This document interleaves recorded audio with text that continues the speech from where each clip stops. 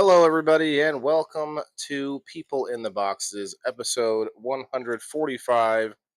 It is Thursday night, once again, 8 o'clock Central Time, and I need to reset my sign. It's May 22nd, almost the end of May. We're going to get into it. We're going to talk about mental health awareness and all the goodies in and around that. We're going to try and keep it fun and maybe uplift some spirits rather than drag them down. So we're going to play a little intro, guys, for I think it's 4 minutes and 20 seconds, and we'll be right back. If you could help us out, hit the like button, share it out with some friends, and you can get in on the door prize if you hang out. And yeah, we'll be right back. Let's grow. Let's talk about it.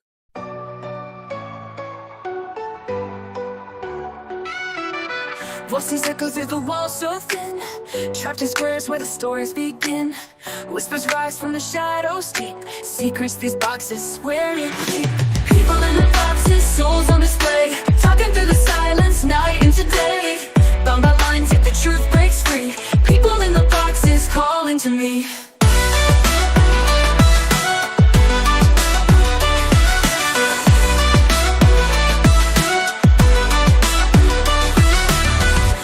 Cube holds a tale untold, hearts of fire, dreams so bold. Walls can't hold what the spirit sings, laughter and tears on fragile wings. People in the boxes, souls on display, talking through the silence, night into day. Bound by lines, like the truth breaks free. People in the boxes calling to me.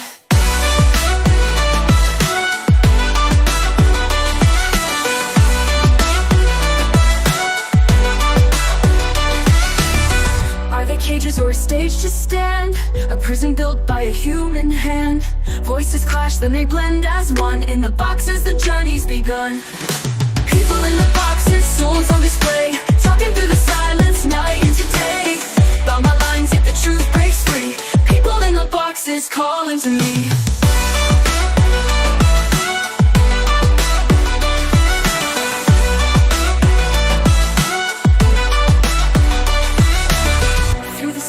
I hear their sound, lost and seeking yet profound.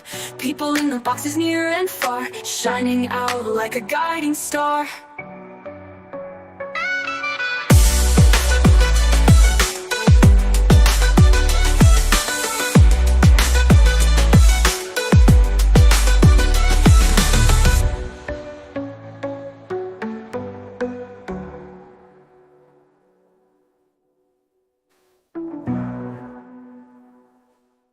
Voices echo through the walls so thin, trapped in squares where the stories begin. Whispers rise from the shadows deep, secrets these boxes swear to keep. People in the boxes, souls on display, talking through the silence, night into day. Bound by lines, yet the truth breaks free. People in the boxes calling to me.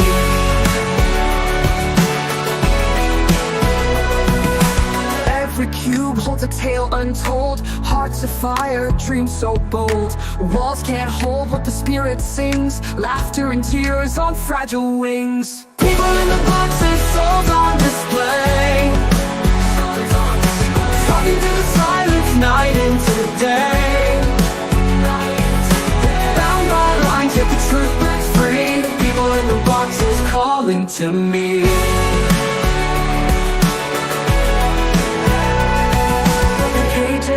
Or a stage to stand, a prison built by a human hand.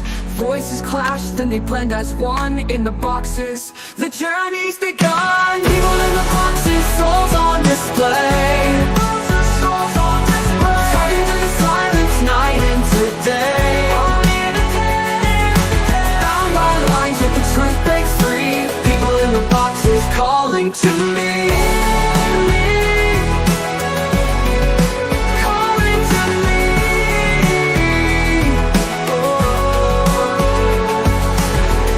Cube holds a tale untold, hearts of fire, dreams so bold. Walls can't hold what the spirit sings, laughter and tears on fragile wings. Every cage is or a stage to stand, a prison built by a human hand.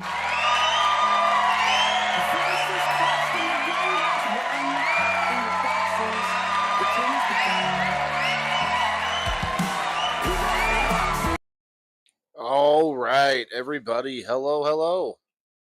Kim, you are muted. Just to remind you, we are back. It's episode 145. People in the boxes. Thursday night, 8 o'clock Central Time. Every Thursday. It's um, it's been a wild month. It's been a wild month. It's May 22nd now. I believe this is the last Thursday, right? Do we have one more Thursday this month? Yep, next week. Oh, okay. Well, I actually meant to make this the last Thursday, but I feel like we had extra Thursdays this month. There was like 5 Thursdays this month. I know I don't really pay attention to that until now. Anyway, Really? I swear we did. I mean, maybe not, but I usually wait 3 weeks to do the current events. We did current events last week. Yeah, you're right. We have Um, 5 Thursdays this month. Yeah, that's we squeaked through. Like Thursday must be the last day of the month.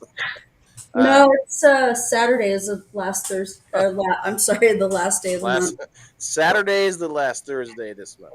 Yeah, no, that's fine. It works out. We'll find something to do next week. But you know what?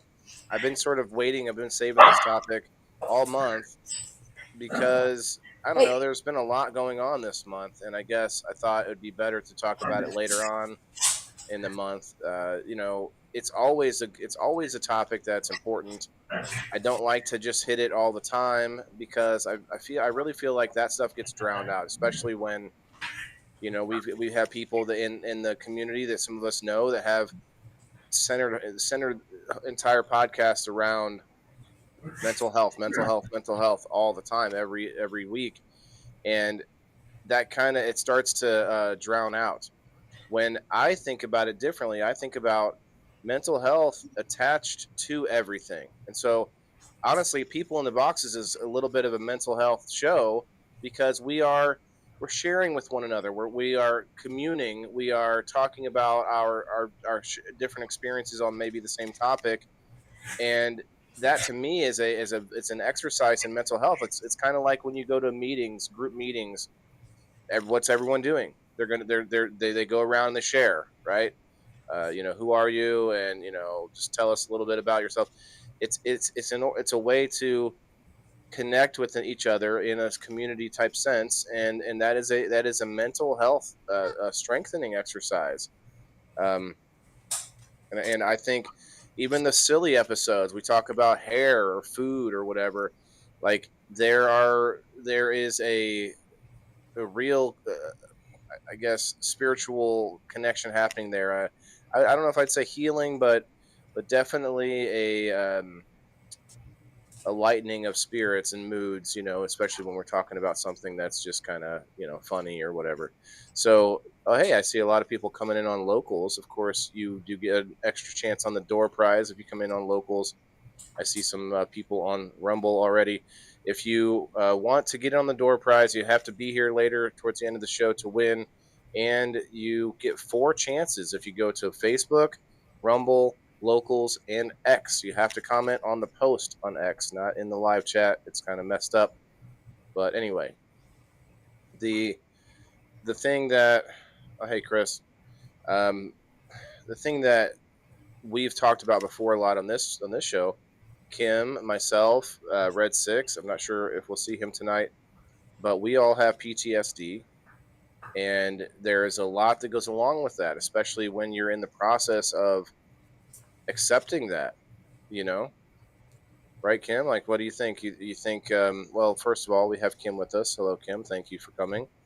It's just me and you tonight. If anybody wants to join us, ask for the link. You're going to need Rumble Studios in order to join us, or a computer. But yeah, we want you to join us. Come over from Facebook. Come over to Rumble. Hi, Lisa.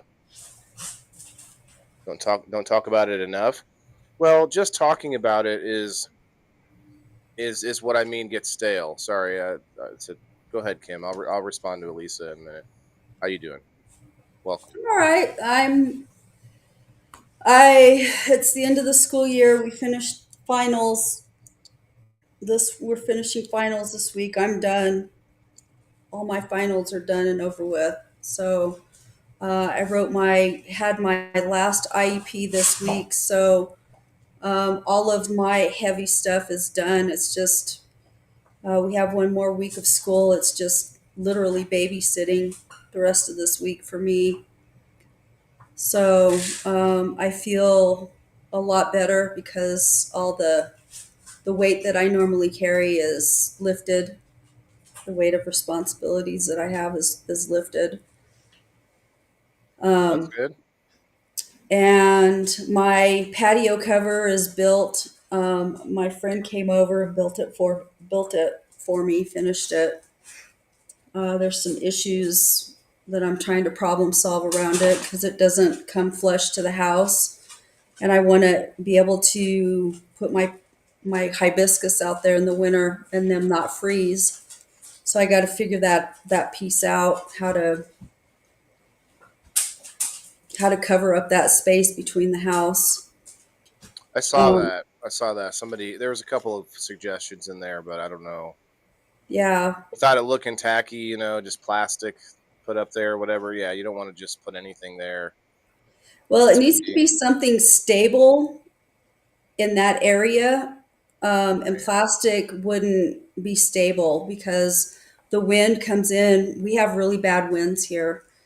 They get up to like 60 miles an hour. And in the wintertime, it would tear that plastic up. So it's got to be something more Sturdy. substantial. So, I wonder if shingles would be enough, or they would just crumble well, temporarily. I don't want to mess up the side of my house. So, somebody mentioned flashing. So I'm going to, Woo! Oh, like New Orleans, like Mardi Gras. no, Oh, flashing is that stuff that you put around the eaves of your house. Um, so I don't know. I'm going to go look at some different things, different materials that I can stick up there. I don't really want to like attach it to the side of my house because I don't want it to mess up my stucco. So, the stucco. yeah. And then I bought a tough shed last week and they're coming Saturday to put it up. How big is that? It's 10 by 12. So it's pretty good sized. And that's really going to help me because my garage is a mess. I'm not gardening hardly at all this year because I can't get to anything for gardening. Like it's, I wish I could say it was a jungle out there, but it's worse than a jungle in my garage. Oh, right, to unpack everything and get yourself some space to work. Yeah, I know how Yeah. you feel. Um, it's almost like you have to, maybe on a nice day, out. Do you have a driveway in front of the garage, like a little space there that you could kind of pull things out and then set it back up? I don't know. There's probably a lot of heavy stuff in there too. Got to Yeah, be careful. it's just a pain in the ass to dig around in anything in there. I can't get to it and Well, it's that's what I would like, do. I'd pull stuff out in the driveway part. Open the garage door, pull things out, and then rearrange it, yeah, like untying a knot of spaghetti. mm-mm. I'd rather go to the store and buy something. Oh yeah, Diane says sandstorms also, Kim, Yeah. for that. Yeah, Yeah, it's been makes sense. horrendous here. We've had, the winds, the tornadoes that have been playing out in Kentucky and all of that hit us first. We get the weather before they do.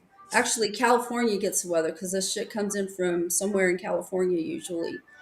But when it hits New Mexico, right here where my house is at, we get winds 60 miles an hour. You go up towards the mountains, it's 100 miles an hour. So we've had horrendous winds and we have a lot of sand. And out here where I live on a mesa, which is flat land. And there's nothing to stop those winds. It's horrendous. They're horrible winds.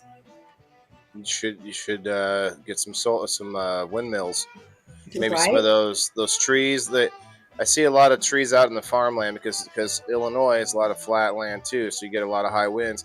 Plus, you have this dust bowl effect because of the farmland after it's harvested. You have this just wasteland of dirt, and whenever there's super dry times, then boom, you have this dust bowl. I saw one the other day. I was driving by, and there was like an eddy, a little mini, a little Dirt tiny devil. little tornado. Yeah, a little like one that you could kind of walk through, but you could see it happening.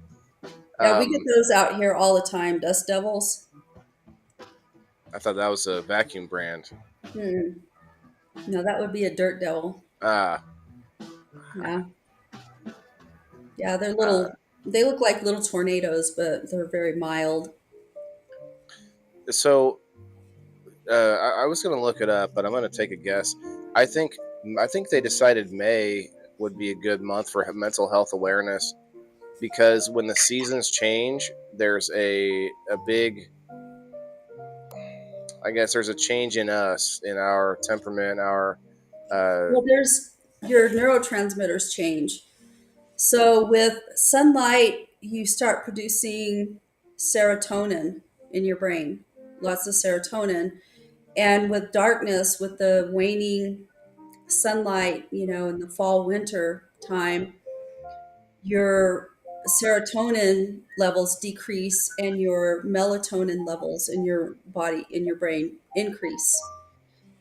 And, you know, you have these changes that you go through seasonally, and those two seasons that really affect your. Isn't it fall to winter that we get more depressed though? Like, Mhm. wouldn't we be like, Well, yeah, wouldn't our because moods be lightening in May generally well, for a lot of people people? typically get manic, more and more manic. More I man. have I had a student that had schizophrenia, and he always had hallucinations, auditory hallucinations. He had visual hallucinations too, but the auditory ones were profound. But in the springtime, when his brain would switch to producing more serotonin, he looked haunted. He looked like he was haunted. You'd see him in the halls, whatever, and he looked terrified. And it was because his brain was being flooded with serotonin. So I think, I don't know, like I haven't looked at the research on it, but just from my education, because I have a master's degree in school psychology, like I could literally, if I wanted to, take the test to open a business to do counseling if I wanted to. But um, my guess, without an actual like medical program, medical background, like a doctor or something like that, um, my guess is that um, in the spring it probably makes people more manicky. You have more manic episodes than you would depressed. And in the wintertime, when you have those shifts, you probably have more of the depressed, because So it's yes, that's what I the was gonna say. melatonin Yeah, slows you down, whereas the serotonin like makes you go woo. I see. So you think that maybe anxiety goes through the roof because you're like, it's go time. It's nice weather. It's time to get. Why am I not getting my? And nothing's done yet. Ah, like yes, I could see that. I'm so inadequate. I can't get this. Like that project's never going to get. Oh, I'm never going to get to that. And versus the depression of, oh, the dreary time. Like this sucks. I just want to curl up in a ball in my blanket and go to sleep for 3 months.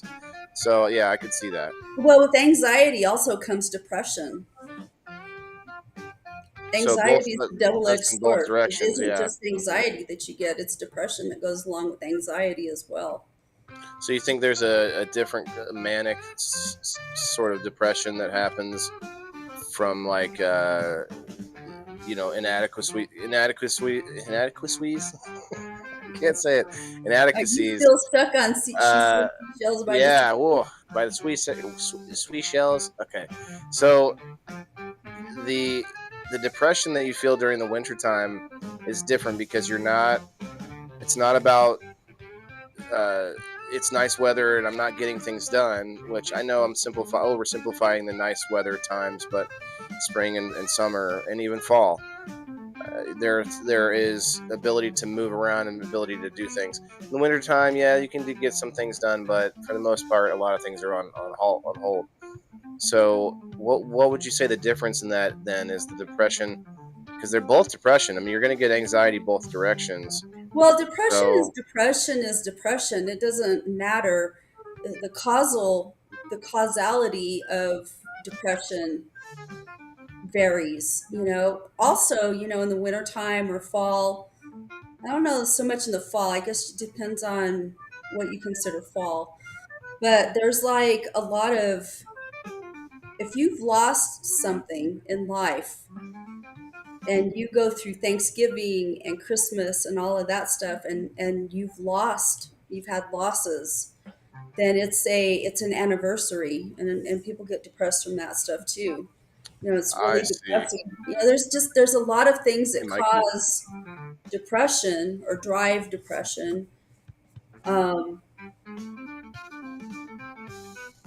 so you Yeah, know, so I see what you were saying about manic, though. The word manic in there, because I kept trying to say, I was thinking manic is kind of like high anxiety, but I'm just throwing that out. Let me just show you this. Manic versus depressive. Like you were saying, manic and depressive episodes are two distinct phases of bipolar disorder. And that right. kind of makes sense with what we're talking about because one season might pull that out of you more than another. Each characterized by a different set of symptoms and mood states. Manic episodes. During manic episodes, individuals experience an abnormally elevated or irritable mood, increased energy. Yes. So you have increased energy, and sometimes you don't know what to do with it all. That's what anxiety is to me. So that's why I was like linking the two together. And a reduced need for sleep. They may feel extremely happy, overconfident. Oh, there goes my camera. So, well, here, I'll do that off screen real quick.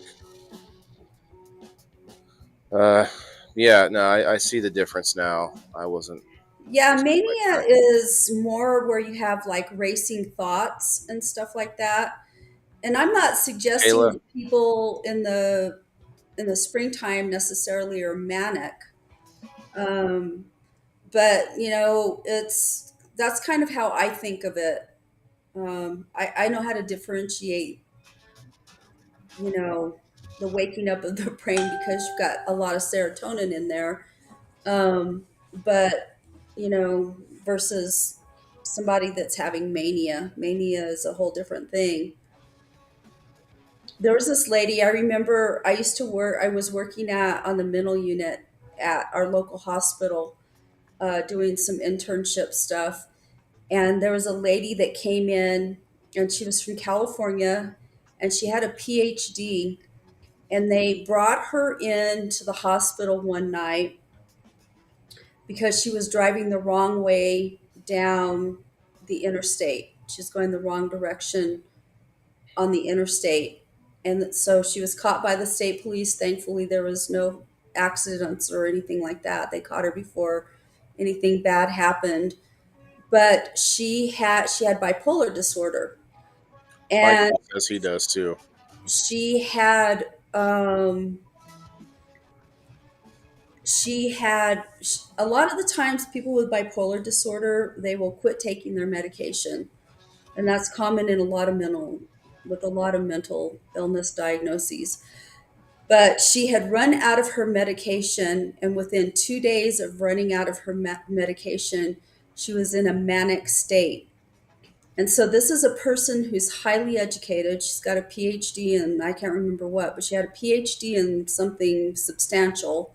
So an intelligent, articulate, educated woman becomes manic, and she gets in her brain that she has a meeting with the president of the United States.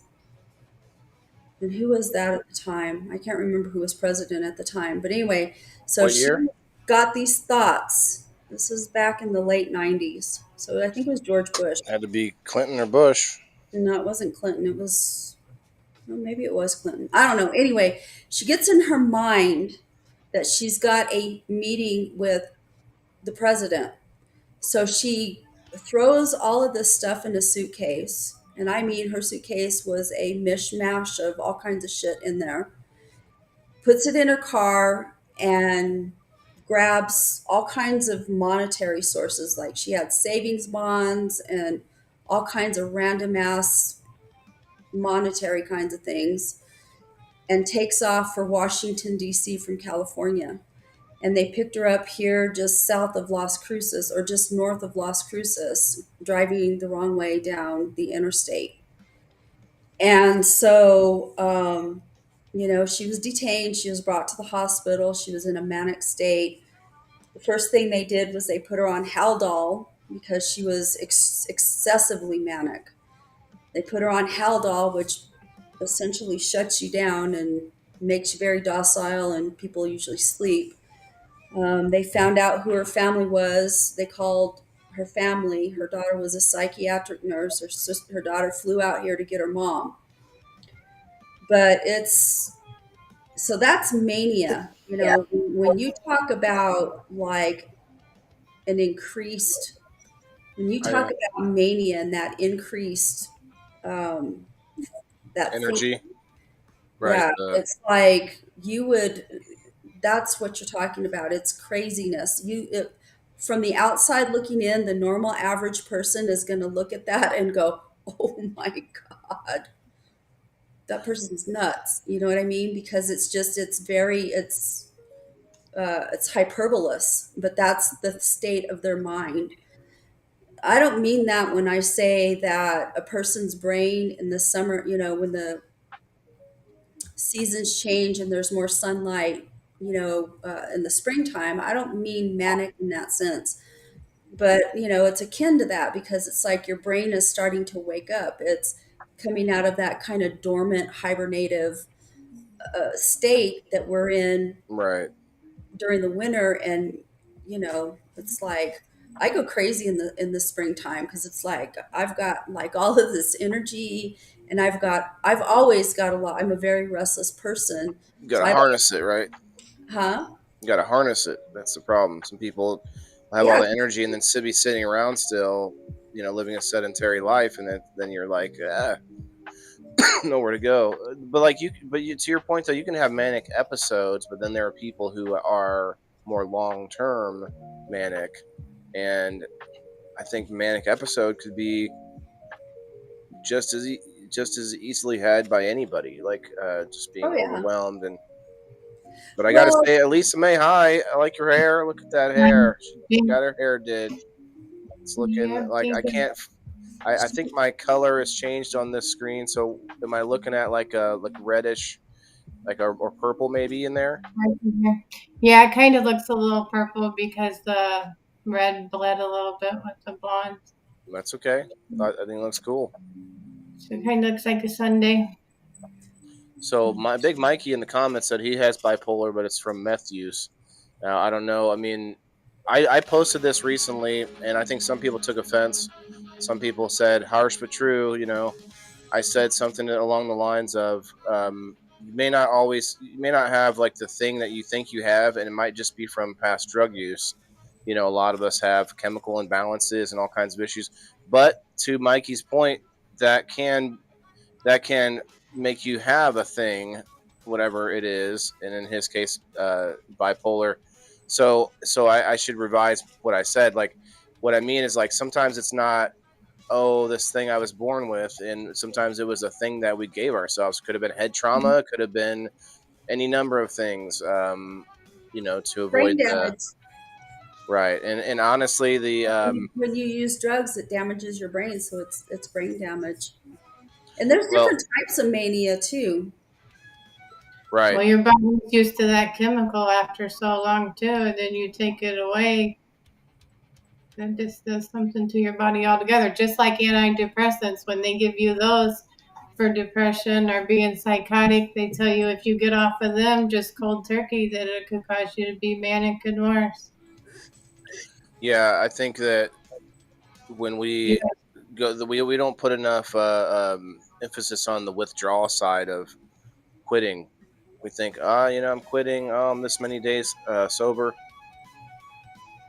But going through that withdrawal, is almost like postpartum depression or you know, manic episodes where you are, I don't know, you're pushed to the edge for sure. That's why a lot of people relapse, right? Yeah. Hmm.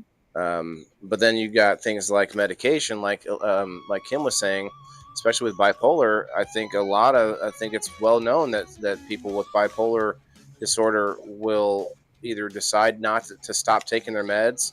I had I think my daughter's mom back in the day, years ago, she's bipolar, and if she decided to quit taking her medication, and it was like, who was going to decide to go back on it? Like she has to decide to go back on it, and if you're already in that state of mind, like, man, just going back and say, oh yeah, I'll go ahead and take it again, like, what? Like, that's a something that has to happen naturally. Like, the person has to like, eventually, like, Mikey may be able to shed some light on this, but you have these giant swings. Well, they have to wait until the natural come down or the swing back the other way so that they can think clearly enough to say, all right, let me take the meds again.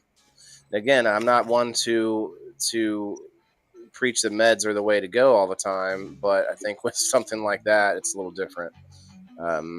You know, because you have self-harm and you have harming others involved with things like schizophrenia, and I don't know what the stats are with bipolar disorder, if people get like physically violent, but I think, Yep, they can. yeah,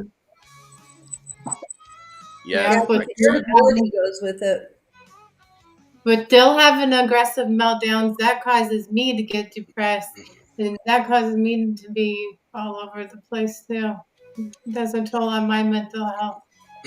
well, that probably puts you in a manic episode, yeah, like, because you Yeah. know, I remember that with my son when he was 6 months old. He would start, crying like a baby does, and but there was nothing that would get him to calm it down, and it could be hours, like, just this, and like not, it didn't matter, no matter what you did, and you start to go insane from that. And I've talked about that before. Like, I understand, not that I condone, but I understand these young couples or young mothers that will, you know, put a kid in a dumpster or all these different crazy, just insane things.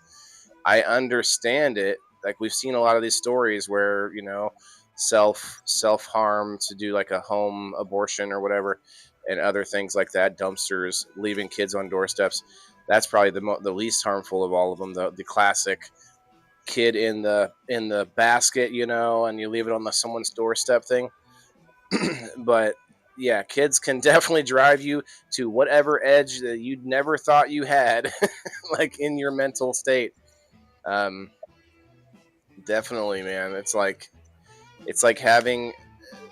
raising little employees that you can't fire, and and and you also can't, like, expect them to understand what you're telling them either. So it's just, I'm getting a tiny mini version of it with this little guy right now.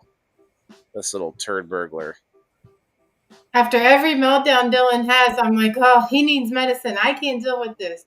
And then I felt bad because Joe's like, don't like medicine either. And Right. I don't know. But you guys have used THC, right? I was just watching a video today with this kid who, like, made this it was a huge change when they started giving him, not RSO but FECO. So, but you said you didn't see, like, that huge of a change, did you?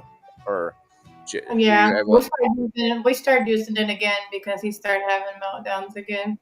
We, like, quit for a while, even though he still carries the card just in case he needs it. Sure. We stopped giving it to him for like probably 6 months or something, but then his meltdown started back up. So, and that's how he kind of gets in the wintertime after he's stuck in this house all the time. And now that he knows that it's hot out, like, he went out. Mm-hmm. And normal 12-year-olds could just usually just go out and play or ride their bike down the street, but he don't understand the danger. So right. Right. But My Julie, son is bad about the danger thing. They don't have this like worry about cars, about like when they're walking, just like walking in a store or something. They don't have, or maybe not all of them, obviously, but my son doesn't have the, oh, I'm walking in front of some, I'm about to walk into somebody. Let me get out of their way. Like none of that. So yeah, I could see that. So what? How is it that you give him? Is it like syringe, uh, Fico, and inside some we put water? it in the blender and it's juice and Yeah, blended. So cool. you hardly even taste it. All right, there's been sometimes like if there's a manic episode, then I'll hold him down and Joe will put it in his belly button because that like is instant too. Like he'll calm down within a few minutes. But he has to be restrained sometimes because he'll start fighting me or start hitting himself. And you just gotta protect him when he goes to that. Yeah. And yourself. Well, I I don't don't know. I guess it's not every kid, but man, I saw this one kid that was basically nonverbal, but I think he made more sound. But then when they gave him the Fico, they could have a conversation with him, and like this huge difference. Now I don't know, some of these videos out there, you never know what to believe, right? But it kind of made me want to give my son a try, like here. But you got to be in the right place for that. You got to do it legally. I you know me, Lisa. I don't normally, like, for any sort of regularly abled kids. I don't really condone the use of recreational drugs before a kid is like up. 25 is what I like to think of because of the brain development. Although I didn't make it there, I kind of wish I would have. But at the same time, these kids have different pathways in their brain than we do, and it's being shown to make some headway. So I don't see it. I mean, that, and I think I saw probiotics things and stuff like that. And to bring it back to us and to mental health in general, things like probiotics and things like what we're eating and stuff has such a huge effect on it. And we've had multiple conversations recently about health and wellness and things that are changing and things that are being brought up in conversation just because of politics, because of RFK, because of this or that. Just because of that, it's now becoming more of a mainstream topic. Things like autism, or things like the food dyes and the glyphosate. They found that our vaccines have glyphosate in them because a lot of vaccines have parts from animals that fed on feed that had glyphosate, and so they're finding high amounts of glyphosate. And glyphosate, as you know, is a pest. What would you say? Pesticide. I was gonna say pest control, but that's no pesticide. So things like that, it's good to have those in the conversation, but they all affect our mental health. And then, Lisa, you said earlier, it's good to talk about it. Maybe we should talk about it more. But and I hear what you're saying, but I think that without well, not really just the topic, but just right. talk more about yourself or your situation or what you're going through. If there was a safe place for people to talk about it where they felt comfortable, they might be willing to talk about it instead of going to something stupid. Right. That's true. And I think not everybody, I like to think of this show as like that, but not everybody wants to be publicly talking about stuff and that kind of thing. But it is a little bit like meetings. I've been to meetings. The military made me go to rehab for cannabis. People laughed when they were there, like, you're here for what? This guy, is here for heroin. This guy's over here, from whatever else. Like, and then they're looking at me they kind of joke about it, but I went through it at least and got to see I was just curious. I was talking to other people in there, kind of getting to know people, hearing their story. Like, I basically was doing People in the Boxes live before I knew what I was ever going to do. And so, I met some people in there, met some friends that they like that I was genuine and just kind of curious about, like, their how they went through life. And a lot of people just kind of miss that part. that when they hear other people talking about themselves, they kind of tune it out. And that's why one reason I made this show. It's like I want to hear from everybody, but it's hard for us to get. So thank you, Elisa, for coming up. It's hard for us to get other people to come up and share. Some of that is technical issues because Rumble Studios is a little bit not as easy to jump into now that everybody got used to StreamYard, and my nose is itching. Are you guys talking about me in the comments? Holy cow. Speaking of, I'm going to do this now. Well, we've got 28 people in the house. I don't know if it's going to continue or not, so we're going to hit it while we have it. No, we're all fighting a war inside of us. We just gotta keep pushing on. Well, and one thing we can do to help ourselves is is try to change how we intake nutrients. And one way that you can do that is through coffee nowadays, without all the creamer and sugar, of course. But 1775 coffee is one brand that you can use.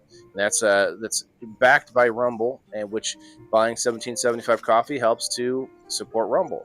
And it says you're getting the bold dark roast that hits harder than a CNN fact checker, the smooth medium roast, and the Vitality mushroom coffee for clean energy and laser focus, no crash. So we're talking about, focus and energy, and trying to keep our moods in lightened through the day and through the change in weather and season. It says all single origin, small batch, toxic free, and mold free. Plus you're all getting a golden spoon clip, because freedom isn't scooped with plastic. They do have a special deal going on right now. It's $170 worth of coffee and gear for $99. This is for the ones who've been watching 1775 blow up on Rumble, wondering if it's actually worth it. Spoiler, it is. They say go to 1775coffee.com/studio and grab your starter kit before they're gone.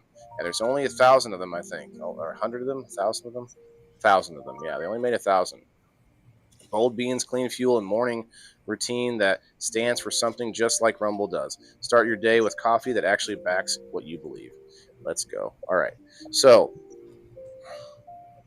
coffee. Now, I segued with that, but at the same time, it's true. Like, there's a lot to be said about the medicinal effects of coffee. Now, I've also brought up the fact that coffee has downsides, and I hate that I see people who will trash talk cannabis, but they're all about coffee every day. Coffee. Woo woo. And it's like, too much of anything is bad for you. And we know coffee is a diuretic. Coffee has, problem with your nerves. But they say black coffee, a cup of black coffee a day is good for you for different reasons. I don't know. I could look it up, but I also know that there's this whole new craze with the mushroom coffee. Have either of you ladies thought to try some? My mom got some. I haven't got to try it yet. You tried some, Lisa? I didn't try it, but I see it and I'd be wanting to try it. I want to try it too. I'm like, I think it'd probably have a really bad taste with all those different mushrooms in there, but maybe not. I would think the same thing, and my mom actually said it wasn't bad. It sounds more like it would be a tea than coffee. Like, what makes it coffee? Because coffee beans are what makes coffee. I had beans in it, I was thinking. Maybe, or what I'm thinking is the color. A tea wouldn't be like a milky, creamy color, and I bet you it comes out like a creamy kind of look. I don't know. I don't drink coffee, but I drink tea occasionally. I drink herbal tea. I don't like caffeine. Caffeine bothers my system. Yeah, that's the other thing. Is like, how are they calling it coffee or even mushroom tea if it doesn't have caffeine? There's got to be some kind of, maybe. I mean, it's a blend of things like lion's mane and other stuff that is good for your brain. I guess firing of the synapses and your clarity and all that stuff, your mood. So I don't know. I'd be interested in looking more into it. It tastes pretty good, Diane says. Okay. Daughter has ADHD, and coffee is opposite effect on her. Oh wow. Okay. Now see, that's one thing for me. Like, I don't drink a lot of caffeine because I want it to actually affect me. So that seems silly. Like I don't want to drink it every day and never know whether or not I can actually get up out of bed and do things without it. You know what I mean? Like some people just live on it. It is a mood booster though, and I think there's something to be said about waking up at 4:30 in the morning with a getting a cup of coffee or whatever. Like that's not me. I've done that. I've been there, but I'm not I'm lucky to get up around 7 and I'm ready to go for the day without wanting to go back to sleep. I'm still in the hibernation mode, and it's springtime or it's summertime. What am I saying? Hell, it's been cold here though. Lisa, you guys had the storm too, and we've had a lot of storms the last couple of days. A lot of rain, cold weather. No, So you're we're getting having ready to have some warm weather here coming up here in a couple of days because it's 100 degrees here right now. 100 degrees. Well, I know it's going to get hot. Illinois is one of these places where we get extremes. We get the extreme of both ends. Like I said earlier, that was crazy. I was tripping out driving on the interstate, and I'm just looking at this little dust tornado in a field. Just the big boy, Big girl. big girl. That's Brandon Snow wants Billy. to let him up. Huh? Brandon wants to come up, Waylon. He's asking for the link Brandon. on Facebook. Oh, I'm good. Oh. He doesn't have Rumble. I don't know. He probably Get down. be tough. I did put the link in the chat though. Everybody's welcome to Get down. give it a try. She's doing everything she can to try and get in my lap. Because That's another thing though. That's a good segue, Missy. Is pets, animals. Like, it's good on the mood, but it's also it can be pretty stressful too. If you're someone who doesn't have the funds, but you get a pet anyway, man. Oh jeez. Or the Or pet if you don't have the time to take face. care of them. Time of what? Yeah, time to take care of them. Yep. nothing like a 70-pound lap dog. Yeah, we're on Rumble. You have to have Rumble Studios to get on. Mushroom coffee had cocaine in it, Diane? Coca. Oh, coca. I'm reading that wrong. Okay, my bad. Does it taste like coffee? What does it taste like? I don't know. I'm That's guessing. what Well, she said I'm it tastes curious. good, but I think you can add sugar and all that good stuff too. But I don't. Well, people think coffee tastes good, and I don't think coffee tastes good. I think it tastes nasty. I don't like bitter stuff. Do you like? Starbucks coffee tastes good. Yeah, And it's nice and warm and filling on the belly. I love a good coffee. Do you like beer? I do not No. like beer. I don't like bitter stuff. What about Mhm. tea without Mhm. sugar?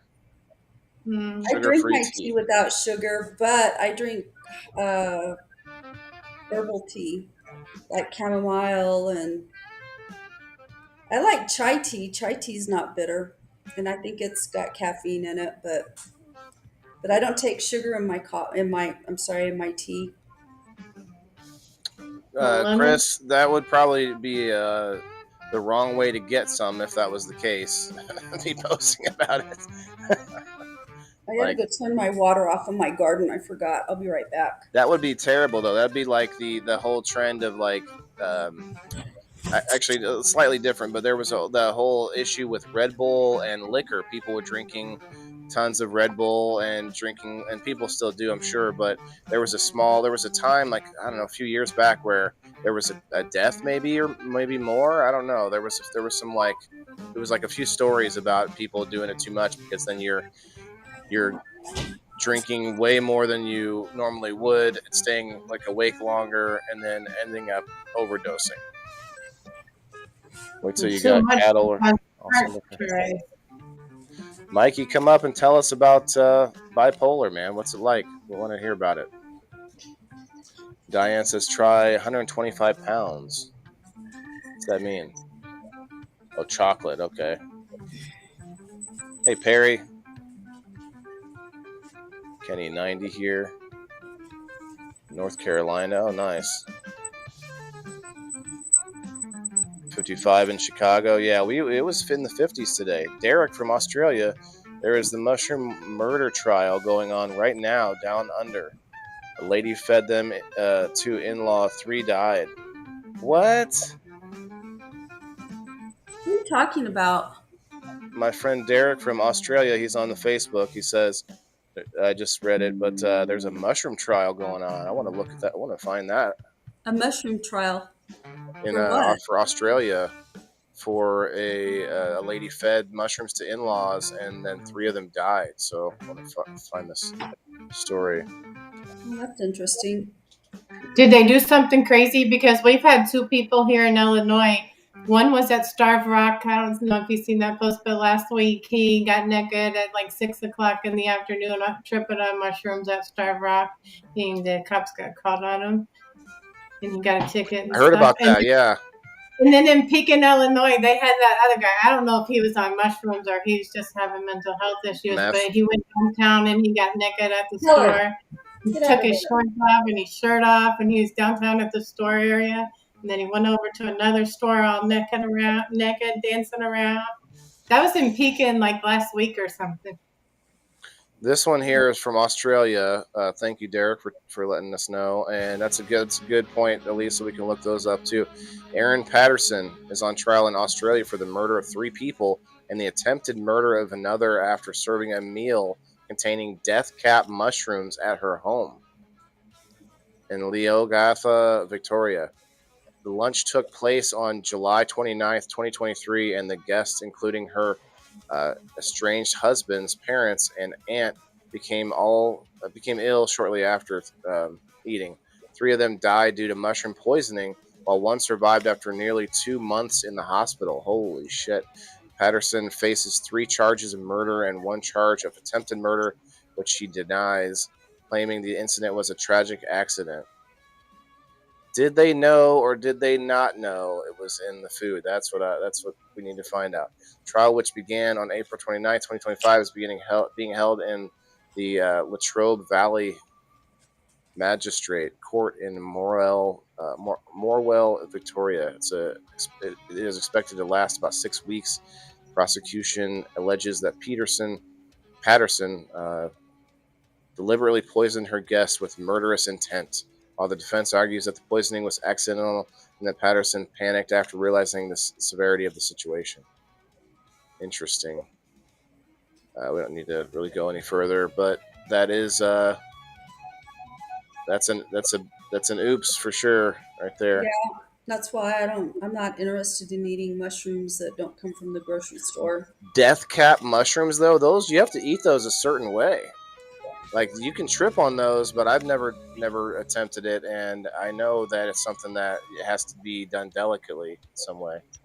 But she didn't eat them, Chris? I don't know. That's a good question. She's over there like, oh, my tolerance is higher than you guys, I guess. She ate like half of it. What is death cap mushrooms? They grow in Australia.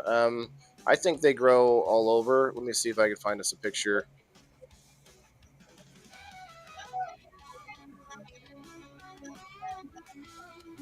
Mushrooms. So we're going to look up a few other things about mental health before the end of the show. I do want to find if there's any good hotlines. I heard there was one shut down, but I'm sure there's multiple. Let's see here. The death cap mushroom, scientifically known as Amanita phylloides, jeez, is a highly poisonous species responsible for the majority of mushroom poisonings worldwide, some of which are fatal. See, and this is going to give all mushrooms a bad name, but it's literally, they're called death cap mushrooms. And I'm pretty sure this is like the Mario mushroom. No, never mind. There's a red mushroom that actually makes you feel like you're really big. And that's a real mushroom, but I think that one also requires special eating. They're the most poisonous mushrooms in the world. What is the death cap? Yeah. I don't know if I'm even looking at death cap. That's what it says here, but they all look similar, so that should be right. I want to see the Mario mushroom. I forget that one. It's called. Oh no, it's going to show me pictures of Mario. Red spotted mushroom makes you feel big. Okay. That is the inspiration for the mushroom on Mario Brothers. Which mushroom is that? This one says the Amanita muscaria red fungus. It's the mushroom that makes you feel like you're getting bigger, like you feel like you're giant.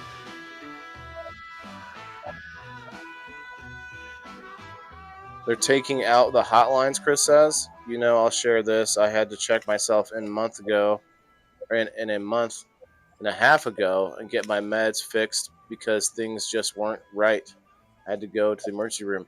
Well, I'm glad that you did, man. Glad that you did. Did you say the woman that was in charge of mushrooms was in Morel? I don't know if that's where she was at. Maybe I misunderstood.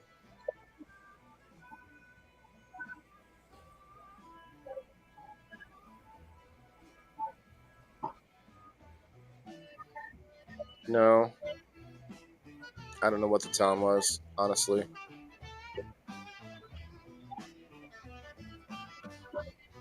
But speaking of Anytime you mushrooms, feel like hurting yourself, you should seek help.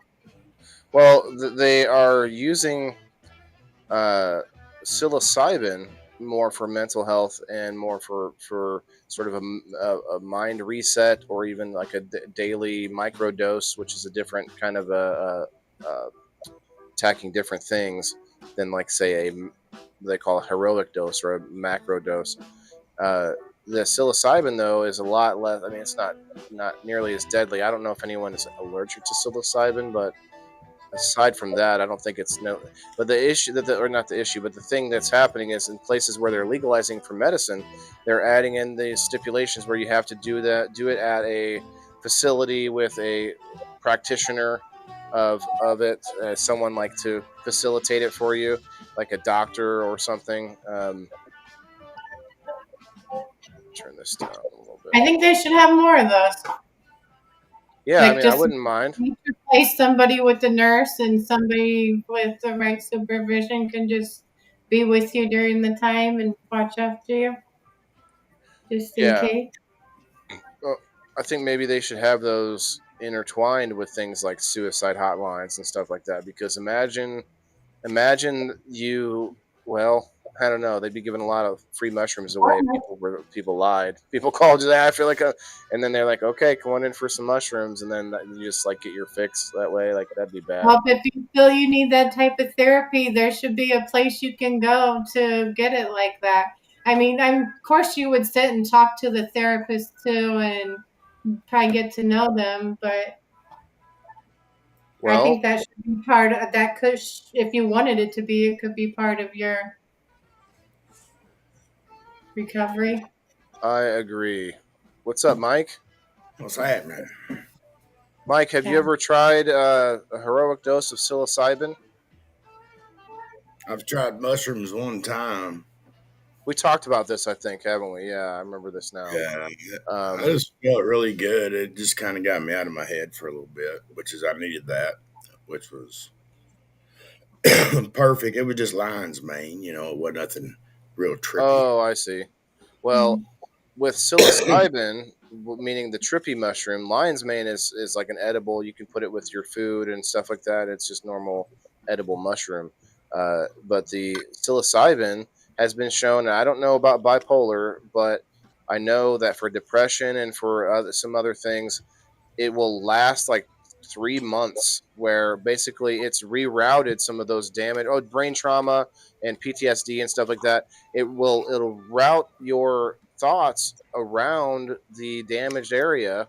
I'm probably butchering this. Maybe it's not your thoughts, but it's the brain, synapses.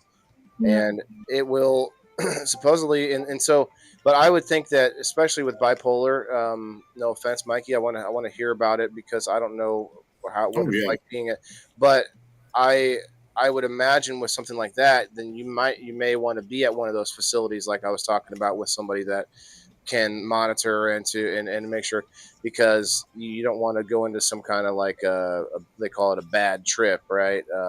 Which I think, Yeah, I don't know. Go ahead. that's my main hesitation about doing this, the psychedelics, is because me being bipolar, I could, in a flip of a hat or a flip of a switch, my mind's in a bad place. Right. And will that turn a good experience into a bad trip? That's, somebody told me, they gave me like 10 grams of mushrooms. Here, try these. It's like limeade. It's just wheat. But I ate like 3.5 grams of them, and I felt a little happy. That was about it. But that's my biggest worry is if I get on a trip and it's good, it's good, it's good, then something happens, because all it takes is just one wrong word sometimes, ain't it, baby? Yeah. And it's just, oh hell. What if you just off the top of my head, what if you found maybe there's probably triggers, right, that make you go bad, but what if there are triggers that go the other direction, kind of like off the top of my head, thinking about like a kid that's like throwing a fit, and you all of a sudden you got a spoonful of ice cream. That kid probably going to shut up for a minute. You know what I'm saying? Like maybe there's a something to break the pattern. Like I saw this with it was like Well, a there marriage is. counseling. You can do that. You can train your brain. You have to train your brain. Well, the person like your wife, like she could and obviously could look into this a little bit, but there was this marriage counselor who was talking about how what he did was he found that he started getting into cycles, right? They would get into the same old argument about the trash or the toilet seat or something, whatever it is, the general stuff, and that he would, instead of getting into the cycle of it, he would say, oh, well, your hair looks nice today, or like something off the wall, just like off in the left field, and it kind of like breaks this cycle that's happening. And obviously, it's not always that simple, but it was just kind of an example that he was bringing up. And I wonder, though, for your case, I wonder if there's something that, like like a song, or like something that might flip you back the other way, like some good ass song that you just fucking love, that's just all of a Yeah, sudden, you know what I mean? yeah. There's songs. It's like that I can play, and it's just like, that's it. Never tried cocaine. Can't remember his name, but that's an amazing song, and Oh yeah. it's Eric Clapton. no, it's not cocaine. It's I've never tried cocaine. Hang on a That's second. the name of it. Oh, I've got it on my Spotify. Hang on. I thought you were just declaring that you're like, okay, and then maybe the only It's a song. the only song I could think of was cocaine. Yeah. But I'm sure psychedelic mushrooms are nothing like eating some lion's mane. Yeah, bro. The lion. If that was actually lion's mane they gave you, I don't think that was lion's mane. I think you got some weaker, like maybe some penis envy, psilocybin shrooms or something. They're kind of on the weaker end. But I think, I totally think so. I think you would benefit, but you definitely would want to do it around somebody that would be monitoring you. Yeah. Here you go. Hang on. Here's a little bit of that song. Hang on a second. Can you hear it? Yeah, just play a few seconds of it. Been here for 2 weeks, man. Okay, that's enough, brother. Thanks. But- Sorry, I don't want to get us booted. Yeah, no, I don't recognize it actually. Sounds like a country song. It is. I'll give you his name. Hang on a second. Aaron Lewis. Travis Bolt. Travis Bolt. Okay, I'll have to Yeah. remember that in the after show. Speaking of which, we were watching on Locals earlier today, watching a podcast with Tony Hinchcliffe on with Bill Maher. It was a interesting conversation to say the least. But okay, so I've actually, my wife's got a little trick every once in a while. If I'm not in too shitty of a downslide, she can pull me out sometimes, but like sometimes it's just like, no, I've got to get in the vehicle. I've got to go somewhere. I've got to get away. There's nothing that can do it. That's why a lot of times I go fishing by myself, because I'll sit out there and I'll think, well, what the fuck are you doing? To cause this, because usually it reflects back on something I've done or something I'm not doing. And, but there's just times I can't stop and decipher. I can't stop and say, well, if you just fucking, and it's a big fight, and it's got to be a fight like all day long, just about. And then it's stupid. Yeah, at least all day long, and it's stupid. And it's, like I said, sometimes I can stop it ahead of time and say, okay, well, you're just being stupid right now. So, or just think of it like you're sliding down the slope. Yeah. I'm sliding. Let me, grab hold. You're going downhill, and now's the time to stop. Put the brakes on, sit down, breathe, climb back up. That's a good coping mechanism. Whatever you need to do to get up from being overwhelmed. I mean, it's worked. They diagnosed me bipolar for almost 20 years ago. Oh wow. It's worked pretty decent, but my wife has her mental issues too, and they clash sometimes. Well, all people clash. That's what we don't realize, man. Living with another person in your domicile, in your home, is never easy. Anybody ever had roommates? It's like that. It's the same, but with somebody that's in your bed, even, which is even more like intrusive, So it's hard. It's not easy. But she has mental issues too that are totally different than mine. Right. And when she's having issues, I've got to learn that, okay, well, she's having some issues. You need to shut your fat fucking mouth and calm down, and sometimes I can realize it, sometimes I can't. And it's hard to sit here and say, yeah, sometimes I just got to have an argument. I've got to have an argument. I don't know why. I'm not happy till I have an argument. People are like that. Some people, it's a you don't have to make it an argument. You could just try to explain yourself and tell somebody how you feel so it don't get there. But with me, I just let it go too far. Like today, I was doing some work, and it's like, hey, look, I got to take a break. I'm frustrated because I was fixing to say some shit that I shouldn't have. And it was with a buddy. I'm getting frustrated. I need to back away. Then he's like, okay, well, let's try one more thing real quick. And boom, I'm like, okay, we'll try one more thing. Don't put me over the edge. I gave in. I said, okay, we'll try one more thing. And I'm like, well, that's the best thing we've done all day. Just about, So, but yeah, I almost slid over the edge. It was like, yeah.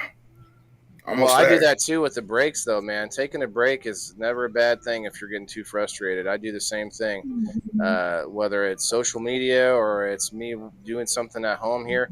Although I have a problem. My own problem is that I again, this is probably going to sound stupid to a lot of people, but I have the reverse problem. Like, I am trying to start a business, but I don't have the necessity for it because I have disability, because of my, not just mental issues, but all the physical and different medical issues that I have attributed to my time overseas. And so I have this sort of unique opportunity to be able to concentrate fully on building this thing, this community, and this farm, and this everything I'm doing, which is great.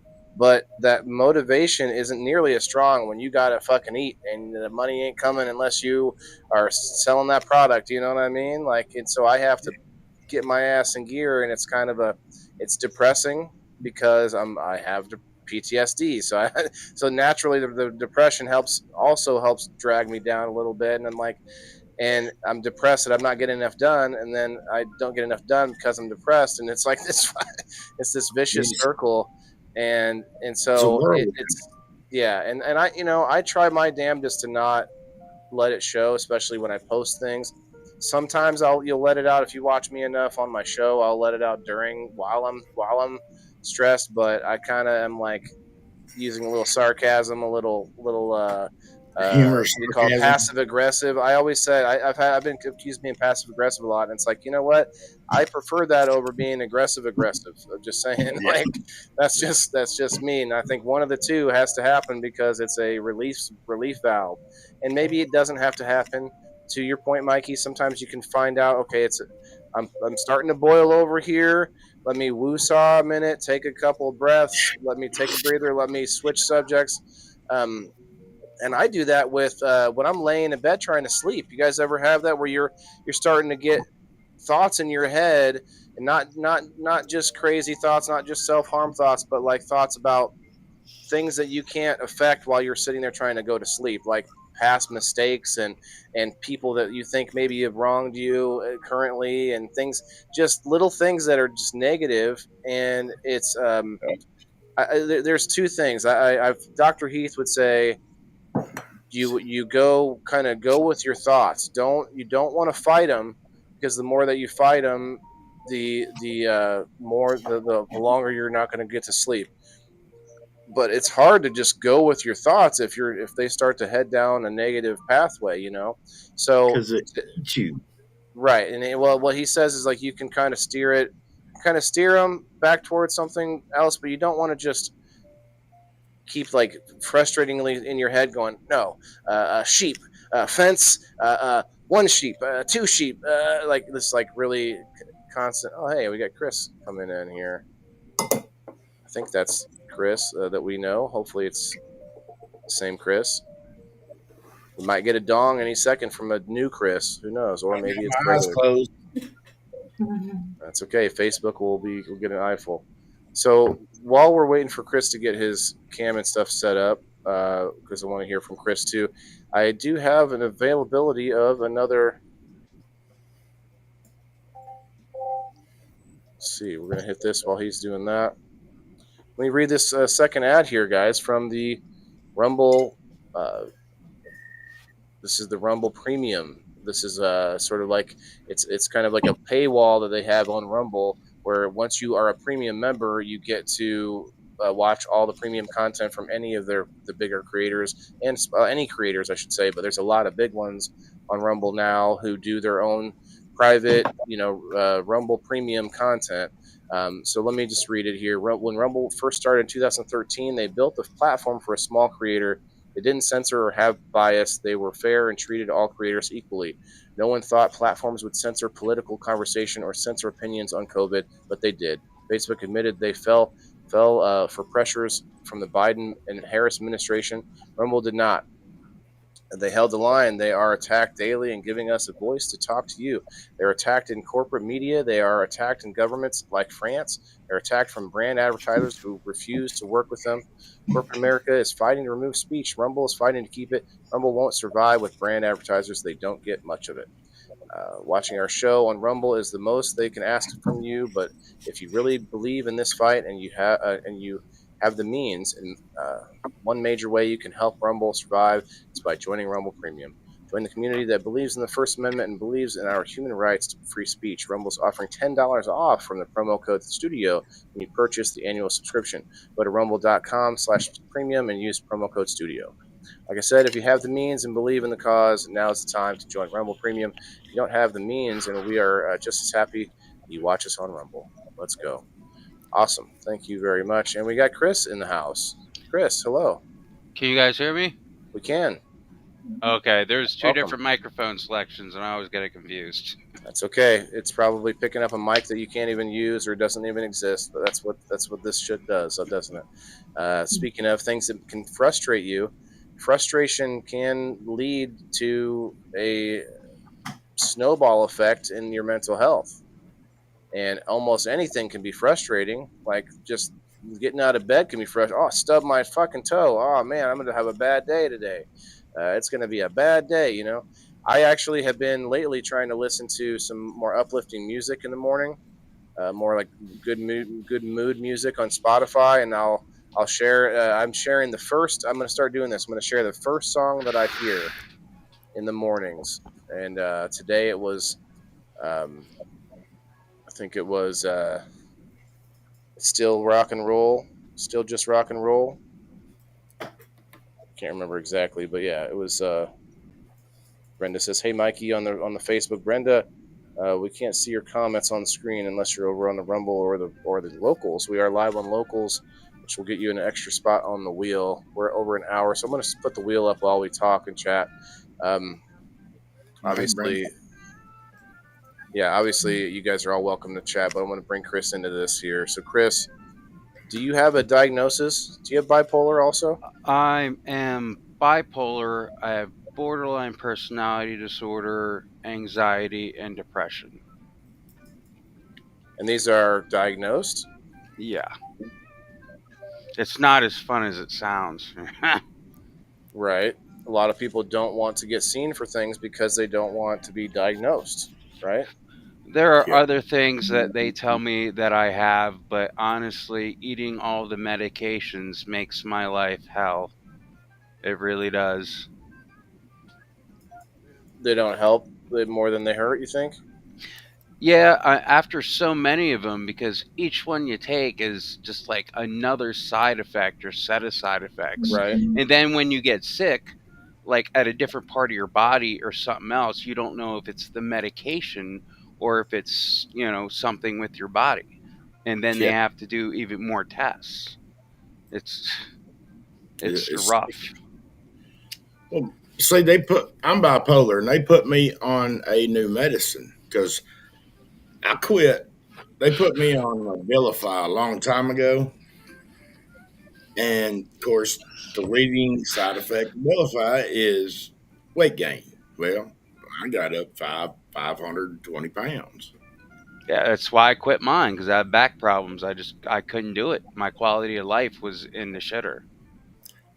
Well, I got with this other doctor here, about 2 years ago? And I was like, look, dude, I'm going on that downhill slide. I need to get back on something for bipolar, and I do not want to be on Abilify. He's like, well, great. Look here, I got this new drug. It's great. And I was like, yeah, but is it going to give me a bunch of side effects, this, that, and other? Am I have to take some more pills to do this? Do I need to take vitamins because it takes to this way? And he's like, no, actually, he said, if I give you this pill, he said, I might can even be taking away a little bit of your blood pressure medicine. And he said in maybe a month or two, we'll talk about taking away some diabetic medicines, depending on you. I'm like, sweet. So a couple of months later, now it's I think it was a year and 3 months now. I've not poked myself with a needle because I've lost from 500 to 264 pounds. And, I'm staying right there between 250, 270. So I'm happy with that. I can get out there, during the summer. My neighbor behind me raises cattle. So during the summer, I do a lot of hay for him. Well, I smoke pot, so I don't hurt. And I love that but they put my wife on the same medicine and she couldn't take it. So that's the problem with a lot of medicines for what they call them, psychoactive medicines that work with your brain, because they work differently depending on how somebody's brain chemistry is. And that's why it sucks so much, because it takes like a month for them to really kick in. Hey, Brenda. Hey guys on Facebook, what's up, Justin? Anybody that wants to get in on the door prize, just hit that like button, share it if you can, and comment, say hello.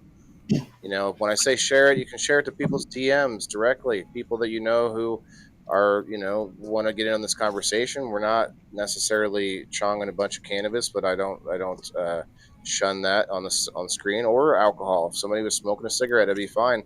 I might say, if I know them, I might say, oh man, you know, I like you too much to not to say anything, but I'm also not going to tell someone not to do it. So, if you want to share this episode, share people in the boxes, share it to anybody that you think is interested in the conversation, not just mental health, but just, you know, every week. We talked about it a little while ago in this episode. Like, it is a mental health show because we get together once a week. We try to hash things out with our experiences on different things. That to me is a strengthening of our community, of our bonds. You know, whether we disagree on stuff or not, if we can sit there, we can come back and see each other once a week to just to shoot the shit, and to, you know, we can say agree to disagree on this or that and talk about it anyway. That's what I like. So I'll probably go ahead and add everybody from Facebook, because we did get up.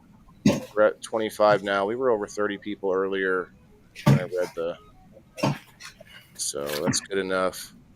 Good enough for me to feel generous to the Facebookers. Okay, so I want to do the number wheel first, though, because we want to wait a minute at the other Hey, wheel. real quick, your horse. Yeah. I'm gonna tell you, my daughter. They put this up. My daughter on this What is that? Deluxetine. They put my daughter on that too, and she started losing weight too. And she's bipolar, ADD,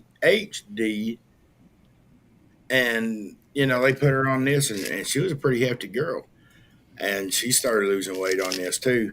But it don't jack you up like some of them diet pills that they try to put you on. It's not, you know, they say, oh, take it in the morning so it wears off before night. Well, that's when I take mine. And, but yeah, it's DULOXETINE.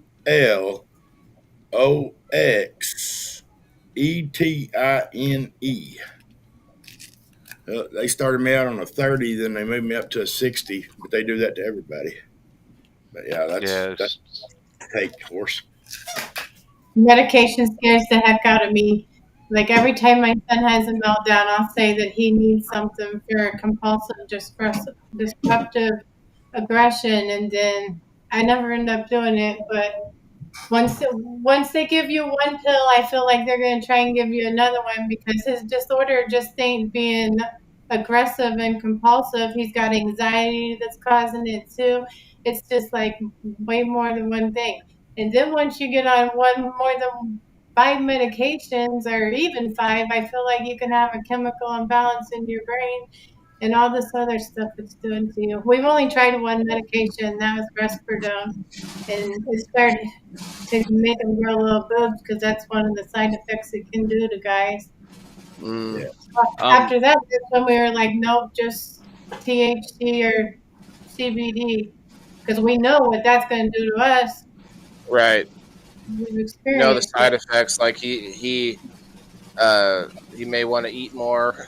he may be laughing more. Like this, I want to know. Like, so did you see any of that? Did you see any of the quote stoner, you know, mannerisms? Well, Was he he giggly? Was he not really, smiling? because yeah, he is way happier and smiles like that, and he'll just be over there playing with the toy, smiling. It Right. definitely calms him down and brings him down. But he already eats a lot. He don't eat very much, though. He just comes and snacks all the time, pretty much. He's a I didn't growing boy. I didn't like that Risperdal. Like the side effects that happens in some men, it makes your breasts and nipples hurt. They get sore, and that Yeah. happened to me. Yeah, and I'm in a lot of groups where I see people, they say they started their kid on this medication and what's happening to them. I don't know. I watch a lot of that too. Brenda. A lot of them gain a lot of weight. I don't know. It's a scary game. Yeah, they gave me Xanax when I was in the military, and I stopped taking that. It was too zombifying. Wait, Xantax or Xanax? Xanax, a military, or whatever their version of it, but it's Xanax basically. You had to be Brenda, careful with that stuff. right? Brenda, you have 12 coupons now. Congrats, congrats. And we do have the door prize still, but we're gonna wait a little bit. 'Cause we got quite a bit more to go over here. Like medication is another thing altogether. We talked about mushrooms, and I'm telling you, psilocybin, MDMA, and THC are being looked at heavily and tested heavily more than what we know. I'm seeing every week more stories of them being those three substances being not tested, but they call it researched. But that's they're testing on it. They're having people tested and doing research. That's the same thing, and so those are going to be put into capsules and pill form and pharmaceuticalized any minute. I'm so surprised that THC hasn't been like tobacco put into just only big companies. Like, I don't know, somebody said you can grow your own tobacco, but I know very few people that do that. It's going to eventually be Marlboro and all these big companies will have all the cannabis. I don't know. Do you think we can hold out, Mikey? You think we can? The home growers will keep it alive, even if big We pharmaceuticals take over and we have make too many connections in the seed world to let it go to wayside. Well, do you think that was a thing at one point in with tobacco? Like, did we Yeah, grow? I believe it was. I mean, hell, you can go on Amazon and get your own kit to brew your own beer. Yeah, You know what I'm that's saying? true. So why can't you grow your own tobacco? Why can't you dry your own tobacco? It'll be, I mean, they try to say that's what they do to the American spirit, but I'm sure it's got some of the chemicals in it because it has to be fire safe cigarette. So with that, it has to have a chemical in it. Right. But why can't you? I mean, I've seen people that make their own chewing tobacco. I, You know, okay, that would be a thing. That'd probably be the easier way to process because like the twists, the tobacco twists was the thing back in the day, and I yep. think there it must have been maybe convenience. Like there were general stores popping up with here's a cigarette, here's a nice and it's easy and it's already made for you, and so there must have been a slow. And I could see that happening with cannabis, slowly but surely. All these companies with the highly processed uh, these little cartridges and all these different things now, it's starting to slowly get pulled away from people to process. People aren't going to process their own carts. Some people might, but very few. You know what I Well, mean? think of it this way, Weldon. Back in the day, the Native Americans, they had a peace pipe, right? Yeah, they also kind of wafted it from the fire too, didn't they? They kind of Yeah, they did all that stuff. Well, then, of course, what you see on TV, all the old westerns, daddy sitting by the fireplace smoking a pipe. Then it moved to, hey, we could use a tobacco leaf, cut up some tobacco, put inside that leaf, roll us a cigarette out of it. well, that's Then how they they did started that. making papers, Tobacco leaf, so that makes sense. that's just the that's just the cycle of it. It gets bigger and better and better, and or it fades away one. Hmm. Yeah, I feel like you're gonna have a lot of people die hard with cannabis, but it'll take a few generations. But just like driving will be not a thing soon. Yeah, People won't, it'll be very similar to where it just sort of gets phased out. Things get phased out, and that's a problem where we can't do things ourselves, like repairing a car. It's getting so yeah. phased out now that there's nothing newer probably in the last 5 or 10 years that your average person can just work on without specialty equipment. And I a lot mean of that. that is depressing for people. There's a lot of people that like to do stuff themselves, and then they end up becoming less valuable of a spouse because they some of the They stuff that can't they fix. yeah, like the, Well, like it's like we got tractors, and or we got a small tractor diesel, and we got a small gas tractor. Well, we only get diesel for the tractor because every time we put gas in our gas tractor, everybody steals it. So but the hydraulics wasn't working. I'm like, well, look, let's look into it. And I checked the fluid. Well, it's full of fluid. It's got bubbles in it. Well, somewhere it got air. So I had to find where it got air. Well, then I had to figure out how to bleed it. So I'm sitting there. Well, hell, all I can figure is, you get the upmost point, you crack that upmost bolt, that upmost valve, let it bust out some of that air just like you would brake lines. Did a YouTube video, showed me how to do it. Damn. YouTube's a great thing, but like, That's how I found out how to bleed my furnace a few months ago. Bleed the furnace. Yeah, because we had went so long, because it was nice weather up here for a while, so we didn't get any fuel oil. So we let it get empty, but then when they put it back in, there was air all in the lines, and I had to figure out how to bleed the damn furnace.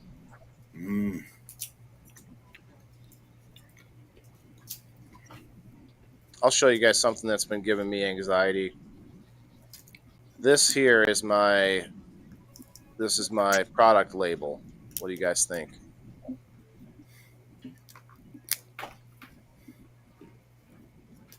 So I'm going to have that on my containers, with what's in them.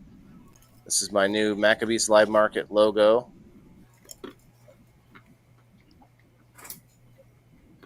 I don't know if it makes sense, but I've been messing around with that. So I've been getting a lot of I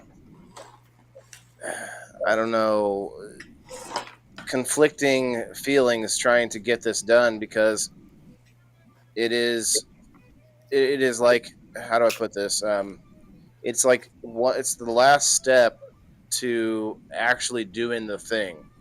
And for me, it's almost easier to not take that step, because then there's no excuses left, right? yeah. And right now I do have an issue. I can't figure out how to. I need to print it onto labeling paper, which has the stickers, versus printing on paper and then taping it onto contain. Like that would not be professional. So I'm kind of holed up on that. But I'm also wondering, how much of that is me just not wanting to be in it, and Shoot be your going, shot. okay. Well, I already have a restaurant that wants some product. Like he's not going to pay for it. I've been there plenty of times. I've done reviews for him, and he's interested in trying it out. Okay, that could lead to big things. But something in business which is scary is unexpected growth, because then you may not be able to might not be in a position to capitalize on it. Obviously, I'm at zero growth, so like that's not my worry right now. But it could be eventually where I'm like, too many customers and not big enough yet, and that kind of thing. So I get anxiety about stuff that I'm not even close to needing to worry about yet. That's my problem. My anxiety is like literally everything from past human existence to like where we're going 100 years from now. Like my brain is just always thinking about all of it, and it can be daunting. I'm about like Chris. You'll miss 100% of the shots you never take. Right. I think the same way for a lot of things, especially like taking that leap to go on the camera and to be quote influencing, or to and I think, let's be real, every person influences other people when you interact with each other. It has nothing to do with the internet, but when you interact with a lot more people, yes, you may have a little more of a lean on things. Yeah. So, but like doing that for me, a lot of people, and this is something that kind of is kind of weird. I wonder what Elisa thinks about this, and you too, Kim. People have this aversion to putting their kids online. They think that you shouldn't. And I, for the most part, I try not to, but I do a lot. I put my son up more than I probably should. But at the same time, I think, what do you mean? Like, if somebody wants to do something bad with a picture of my son, they could take it from all kinds of other means. They could hack my phone. They could take it from a yearbook. They could, take his picture physically. Yes, maybe, granted, it might open it up to more sickos on the internet all over the world.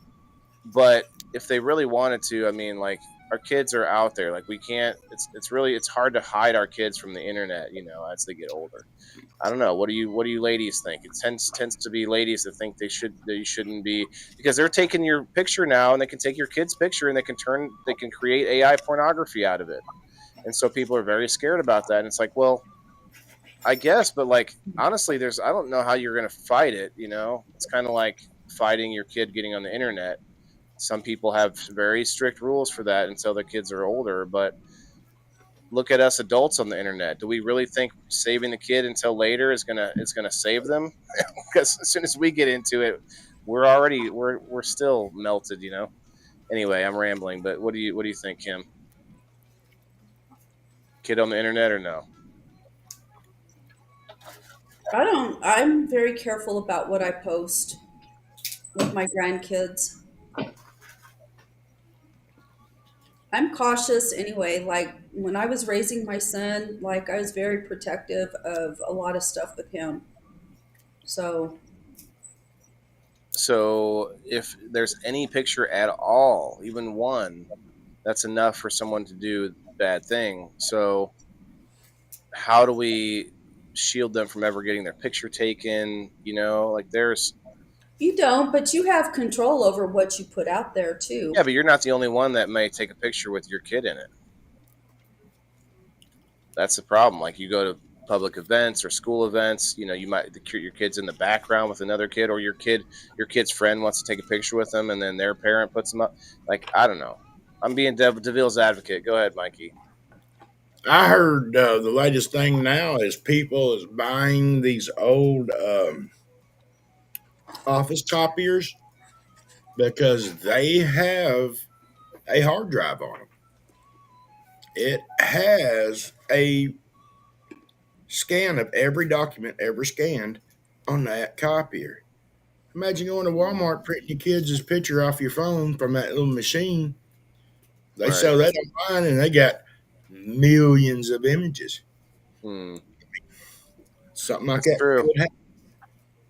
Yeah, Probably I don't even know. more than that because it all goes to a cloud. So it's not even in physical storage because they want backups of those pictures in case something happens to them so they can reprint them. I don't know what their policy is for erasing them, but I'm sure they keep them for a certain amount of time. Yeah. I don't think we're meant to have, or at least we're not built to have a connection with so many people at once. And obviously, look, we have 31 people in here right now. I don't see myself as having this enormous connection, but I do have a circle of a few thousand people who kind of are in my orbit of some kind, and that's more than our brain is really meant to handle.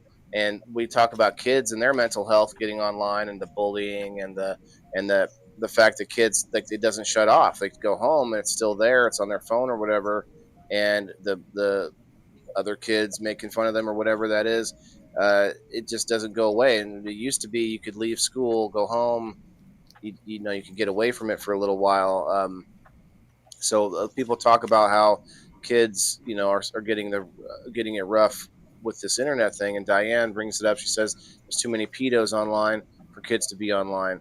Now, I get it, but I think I look at it as all people, not just kids. Like, we don't know what this is all doing to us. This connection with with millions of people. It's not just the internet. We blame something called the internet, but the internet is just a thing that connects us all.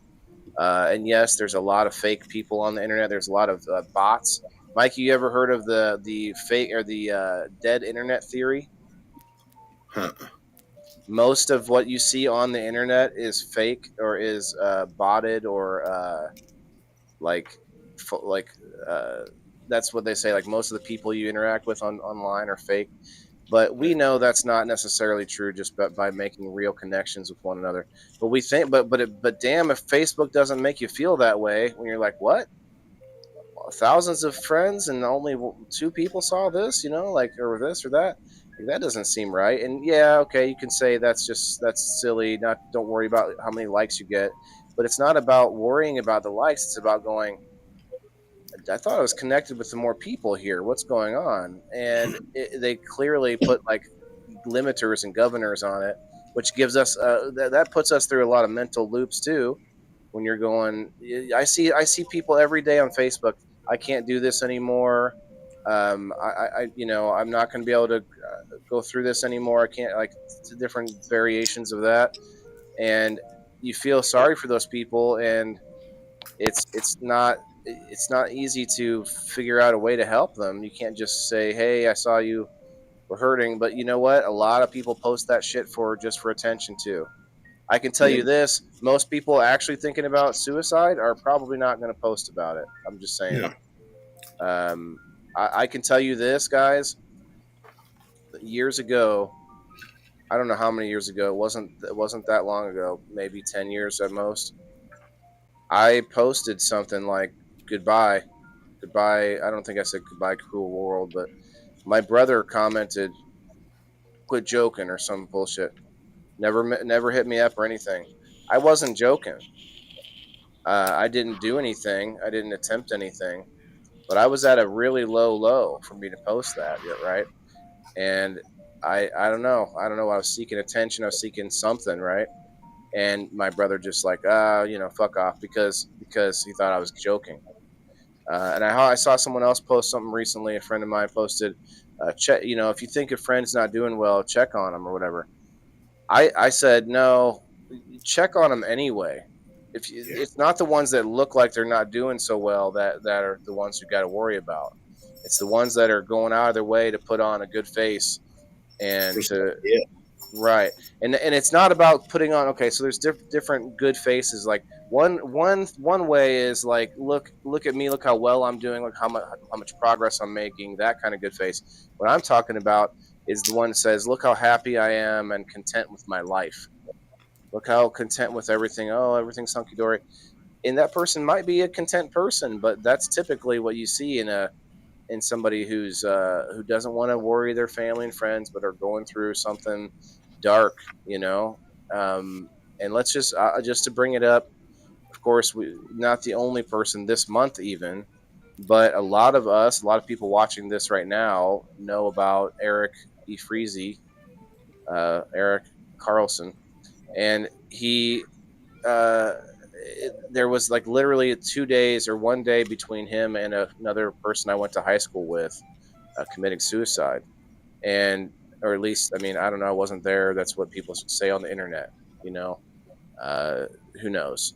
But I haven't seen any reports. I haven't looked into it deeply. But there's a lot of that, a lot of posts going on about it. And I had at least 3 people in this last couple of months.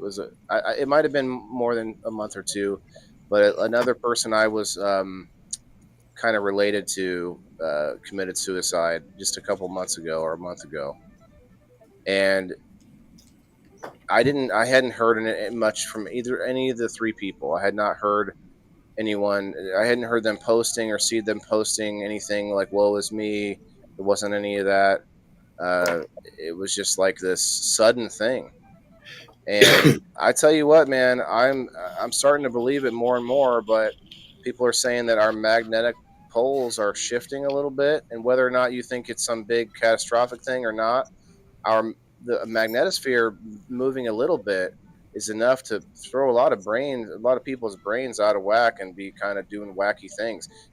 We know this by, they've done experiments with magnets on our heads, and it can drive you insane. Anyway, Yeah, our whole body is surrounded by a magnetical force. Right, and I'm kind of bringing it to the macro to say that, like, some of these cases seem so sudden and so out of the ordinary that you're like, why, and I'm also seeing other things, not just suicide, but other things that just seem like they don't make sense as far as people's decisions and some of the logic that I'm seeing going around the world, and it could be attributed to something larger force like that. I tell you, I'm just going to say this. I don't want to talk about him directly, but the person that sort of not blood related, but through marriage they had been related anyway, sort of like family friends. And this man went out to his garage, poured gasoline all over himself, and lit himself on fire. And to do that, that is not just that is Something snapped. that's a lot farther. That is a much farther step than just to use a gun or something. And it's like that is definitely a snap, Chris. To use your point, I mean, that's something else. It's unbelievable for How many someone times to have you tried to commit suicide? be. I wouldn't say like 2. You said, Lisa? I said 0. I never Yeah. tried to kill myself. I don't I think I about really it every once in a while, but I'll never do it. twice, Mikey. I don't know that I can actually pinpoint specific times. I definitely was feeling it for a while, like a period of my life, but I wasn't like attempting anything. People that try to commit suicide, people that attempt to commit suicide or who actually are able to commit suicide have no rational thought. You have no connection. You're completely devoid of anything. You have no And, That's what I had. and it doesn't matter how you kill yourself. They just pick a method, and there's no when I try to kill emotional myself, attachment to it. There's no But when rational. you have a gun, There's no level of this thing is worse or they snap. When you commit suicide, regardless of what method you choose, whether it's by taking a pill, drinking a tea, blowing your head off, hanging yourself, crashing into a wall going 100 miles an hour, it's not a snap. I'm telling you, it is No, what I'm talking about is a long, dark train. pouring when you have a gasoline gun, on yourself. Seconds to make that decision that could change your life forever. Right. But what I'm talking about over all other methods, to light yourself on fire is another thing. I don't know how to describe it. That is, they say that is the worst. That's one of the worst ways to die, if not the worst. I don't mean to sound gruesome, but that took thought to go and do that. It's like, why wouldn't you just have it quick, done? Let's get this over with. Stop trying to rationalize it. There's no rationalizing a person's Okay, mind. I'll give you that. But Suicide. There's no rational anything there. I'm telling you. yeah, no, the people rationalize it. Like as you're thinking about doing it, you're thinking, okay, what would be the fastest way? What would be the least mess for my family?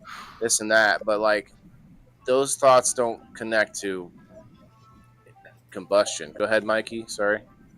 One time I tried to commit suicide. I took like 200 or 300 different kind of pills, and I sat around like. Then I got the guilt trip. Like, damn, why do I want to put all this on somebody else? Because to me, I mean, I'm sorry, I get it too, but I was always raised that suicide was the chicken shit's way out because it put the grief on everybody else. It just left you free of all guilt. But then again, I get that some people get to that point that that's all they think is the only way out. And I get that too. So I don't call it that no more. Mm-hmm. But then, and like Elisa, I have the most respect for Elisa because, I have a friend that when my daughter was in, we had a barbecue and she has a special needs son and I don't know exactly what he has and it don't bother me because I don't look at him as a special needs kid. I look at him as somebody that gets excited. He pinches, he bites, he throws his food. His mother's like, yeah, I wasn't going to come because, he makes a big mess. Well, look here. I know this little fella is going to make a mess. So anytime you're invited to my house, that little man, especially because, hell, me and him sat here and threw green beans at each other across the table. I was just thinking that. I was just like, yeah, let's make a mess. Let's do it. I mean, I would throw them back at him, but like he'll throw them at me or whatever, And I pick them up, put them on my plate, and act like it was a game. If you don't like it, that's fine. Throw it at me, buddy. We'll clean it. But his mom was like, "Oh, I'm so embarrassed. Why? Why? Well, I get that from her perspective though, because people will in public will do things like that with my son, like, "Oh, he's fine," and I'm thinking, no, this has been a thing where I've been trying to teach him this lesson, whatever it was, like we don't do this in this place, and it's been something I've been trying to teach him for a while. And so when I have, and no, I don't know if it was exactly like that for you because you're saying, "Hey, he's at my house," and I'm telling you that Oh, that's okay, right? That's different than out in public, right? Go ahead. well, this kid was nonverbal. He's non. He can't walk. He's in like one of them giant uh, baby strollers, but he's like 8 years old. And I don't know what he can't talk. He just squeals, and like if you get close to him, he grabs you and he pinches you and he pulls you closer to him because he wants to bite your shirt because that's what he does to mommy. That's his comfort, mommy. He wants to say hi to you. Well, people get scared, and I'm like, no, that little man don't know what he's doing, and you can't control what he's doing because he's going to do what he wants to do because he's in his own little world, and I don't blame him. My son gravitated towards older guys.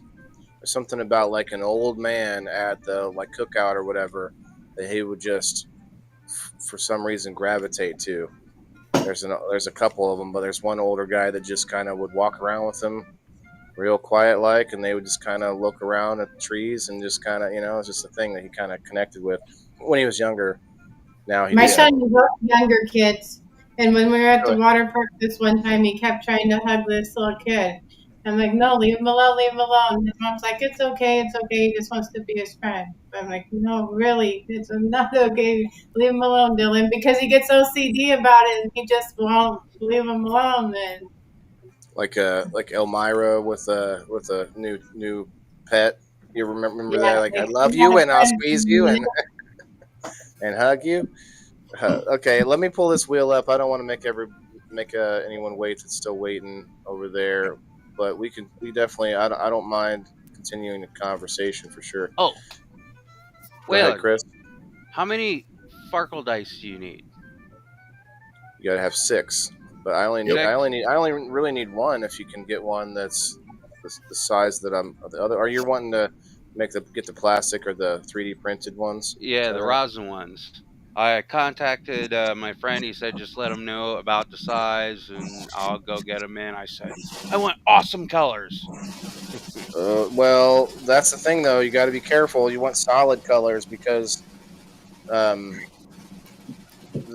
being able to see them on camera is kind of Yeah, that's important. what I was asking about the size. Like, what would be good to see, but not be too big to. Let me look at it here. They're more like an inch by an inch,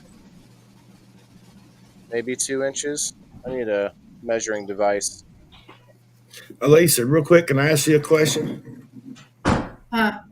How many times do you like just stay home because you're worried Dylan's going to flip out? You don't like go anywhere. We don't ever leave the house. A lot, right? We go to the water park where, I don't know, not a lot of people go. Yeah. That's what I say. I got the utmost respect for you because like my friend's wife comes over and does that. I'm like, dude, that is crazy that you feel you have to stay home because of an event. Your son may make a little bit of a mess. I'm like, shit, girl, you bring that kid over. I'll babysit his ass. You need a break, bring him over. We'll go out in the yard and throw rocks at shit. Yeah, sometimes the isolation can be depressing too. Yeah. Look at there. I won something. Yeah, congrats, Mikey. If you're interested, you can play Farkle on our last Farkle run, or you can just be a game night ticket on a team. Either one is fine, but we'll be playing on Sunday. Early Not again. Farkle run. If you're not going to play Farkle ever again, what are you going to use the dice for? What do you mean? I use dice for lots of things. Oh, okay. I'm actually thinking about today. Yeah, I was thinking about pulling up another dice game for our next game. Instead of going, Dice are all random, so it's well, I you don't usually have to, use dice for most games that I make, so we'll use dice to see how far you move down the line or whatever. So I do use them, but Farkle takes 6 dice. Now there's other games that take less. Is he here? Yeah, my Brenda. Is Mikey here? Okay, so Brenda is our champion still, thanks to Chris. And Chris, I think you won a coupon, and you're welcome to go up against Brenda next time. And I think Rose said she wanted to play. I don't want to write any of that down permanently, but I don't know. I might have used tentatively, some of Brenda's luck, so if I go up against her, I might lose because it'll be her luck for her then. you just Because back that's down the to best I ever did. back down to nothing. Yeah, you'll just be or if you don't keep it up, you may lose your streak. Like you might have a streak. I was just doing this and my camera moved in. I'm like, what? I'm over here doing this all the time, trying to get it to move out. There we go. Oh yeah, Anyway. I'll definitely play. Well, so that would be a few teams then. Mike, you can put either me be on on the team. If you got 2 captains, just put me on the team. I want 4 captains, but you don't have to play. I'm just saying it's much What, better to have what time's the game start? at Sunday? 10 a.m. 10 a.m. Central. My wife said I ain't even gonna be up by then. I probably won't even roll over by then. Wait, what time is it where you are? Right now it's 10 o'clock. 9:57. Yeah. Okay. Yeah, 9. Yeah, I mean it is what it is. We can tentatively either way. You got the ticket, so you can be on a team to win. But we could have Brenda, Chris, and Rose three. I like at least 3 or 4 captains because it doesn't make it look like one person is just getting crappy rolls and the other person's getting good rolls nonstop. You know. But if we have 3, that's better than 2. I'll set me an alarm so I can get up Sunday. I won't hold you to it, but if you want to, and I'll try to get up. If I get up in time, I'll be a captain. I'll be up there with you so some players can be some winners. I'm going to put you down. This is what I'm going to do. I'm going to put you down as a game night ticket that you just won. I'm going to put you on Brenda's team. If you show up to be a captain, and it will probably be still looking or messing around at 10:30 trying to do that. So, plus I have my son this weekend, so I won't be like, super efficient just getting the game started. But yeah, so it's not a big deal, man. I got you down either way. Either way, you're getting to play in the team, but if you want to come up on screen, you can. Rose, Chris, Brenda, and Mikey, that'd be fun. I played last week against Chris. That was kind of fun. I got to actually play this time, which is unusual. I might be interested to do that again, although I got my ass kicked. So maybe I will. I could be the fifth player, and I just won't have a team. Although it depends on how many players we have on the teams. I'd like to get 3 or 4 on each team. So that's up to you guys watching, all 26 of you, to go join on locals at theindoorfarmer.locals.com. So we want to see more people in the games. We are adding more prizes, more sponsors. We added Ebb and Flow, Seedco. Shouts out to Al. And I've got 20 to 21 prizes every Sunday. So join in. All right, guys. Let's see. It's getting close to. Yeah, we're at the 2 hours. So anybody watching on locals, you'll have to come over to Rumble because that's going to shut off in about a minute. I see 2 of you watching over there, but I am going to do a little after show. I don't have my son tonight. We'll go over to locals and do something. I guess we'll get going now. We're about 2 hours in. Elisa May, thank you for hanging out. Mikey, yeah, we're wrapping up right now. Thank you for coming up and sharing, man. We could go in a lot of directions with this conversation, but it was we kept it light and we kept it uplifting, I think, as much as we could. So thanks for coming, and Chris too. Always happy to see you, man. Elisa, nice hair. Keep it up. We'll see you later. Thanks. I gotta go to work, but I just wanted to say you never really know what somebody's going through. They might paint a smile on or pretend to be all happy, but you never really know. So just be kind. I try to be real to people. I try not to pump people up with too much fake, oh, you're so awesome, kind of like energies, like where people kind of blow you up, But hey, Elisa, this weekend, I know it's tough. It's probably last minute, but I have those free tickets I'm trying to give away. It's in your neck of the woods. Maybe I'll say something to Joe, but I don't know. I gotcha. Just thought I'd offer. Have a good night at work. And Chris, thanks again. Oh, hey, Mama Rochi, what's up? We are just about to leave How was your show tonight?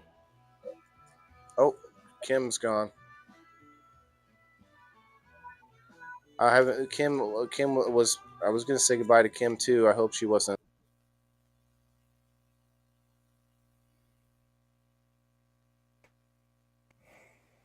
It booped me. Yeah, I did. I had to do the same thing. That's funny. I was like, oh, Kim left because I don't know. You guys confused me. I didn't know if I was supposed to hit a special button. I was like, what's going on? I'm still here. It's funny. Yeah, I'm just gonna see if Mamarochi responds, and then we're gonna head out. I am definitely going over to locals for a little bit though. All I took was one little tiny toke. It was a good show. Okay, yeah, because you said you were talking breathing. Yeah, they were Mamarochi over on the Thursday night. I'm gonna butcher it. Thursday night vibes, is it? She said it was breathing exercises or breathing mindfulness, something with your breathing. Definitely go check it out. Yeah, it's a Zen thing. It's practicing mindfulness, and they have a breathing thing for it. You have to be in the moment, like right then. Well, a lot of the times, a lot of these mental illnesses are their brain dysregulation, their emotional disturbances. A lot of them are emotionally affect emotions. And so there's a variety of things that you can do, breathing exercises. I had a kid that was schizophrenic and he flipped out in my classroom one day and was having a hallucination. He was up underneath my desk and nobody wanted to work with him. They didn't really know how and they didn't have the patience for it. So it took me 3 hours to calm him down to get him back to a rational state. But, you know, I sat there with him for 3 hours and helped him emotionally regulate his brain so that he could come back to himself. And, you know, it's not always easy. You know, you're dealing with brain chemistry and stuff, but you can retrain your brain. Like your mind will, it depends on what you feed your mind. You have to be careful what you feed your mind. She said Thursday Night Vibes was about breath work. Yes, that's what I was thinking. Okay. Yeah, you have to be careful, and we have endless opportunities to feed it garbage, and that's a problem. Like, look, guys, I am trying my hardest to like adapt or to move towards a diet that I desire. I don't want to say healthier diet. That's my obvious option, but for me, it's a higher intake of meat and lower intake of sugars and breads and stuff. But I'll still buy snacks, but much fewer. I'll have like a thing that I can go to like once a day, and I'll have a little, like I bought a little bit of ice cream tonight. I'm like, okay, I can have a little bowl of ice cream once a day, which is like for me, you know, probably a lot less than what I used to do, you know. And so, but my other problem right now is I intermittently fast every day. I basically fast until afternoon sometime. That's what I do. But that's so I'm running into this issue where if I'm not eating healthy enough during the times I do eat, then energy levels and other things are not going to be there for the fast. Because when you fast, you're going to be a little bit more drained. You're going to be, Yeah, it's not take a hit. it's not a huge fast if it's just for like each day, like extending it out. But if I did like a 3-day fast, oh man, forget about it. And so I try to buy more meat and stuff, and my son doesn't eat as much meat. So anyway, I'm rambling, but changing my diet has been tough. But I do allow myself. I can, and this is goes back to mental health.